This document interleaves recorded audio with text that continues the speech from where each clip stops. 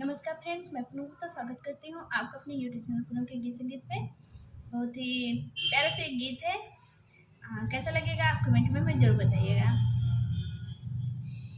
पिया संगे नाही गुजारा बल में आवारा निकल गए हो।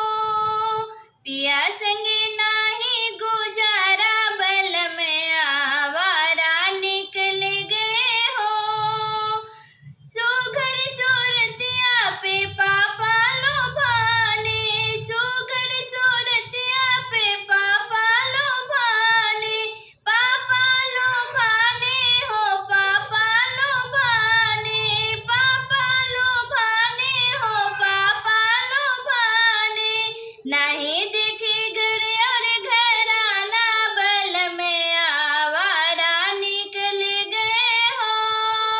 नहीं देखे घर और घराना बल में आवारा निकल गए हो। पिया संगे नाही गुजारा बल में आवारा निकल गए हो। बात कर ले सैया यार वो खरब की, बात कर ले सैया यार वो खरब की, अरबो खरब की हो अरबो खरब की, अरबो खरब की हो अरबो खरब की। कौड़ी का नाही ठिकाना बल में आवारा निकल गए हो। कौड़ी के नाही ठिकाना बल में आवारा निकल गए हो।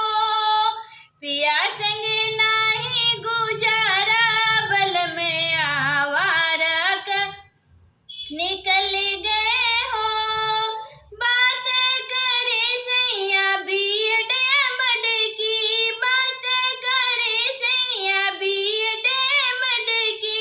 लिखहूँ के नाही ठिकाना बल में आवारा निकल गए हो।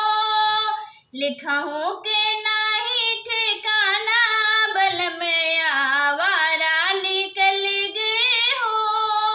पिया संगे नाही गुजारा बल में आवारा निकल गए हो।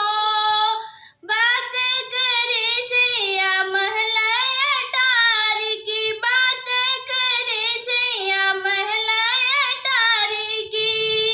झोपड़ी के नाही ठिकाना बल में आवारा निकल गए हो।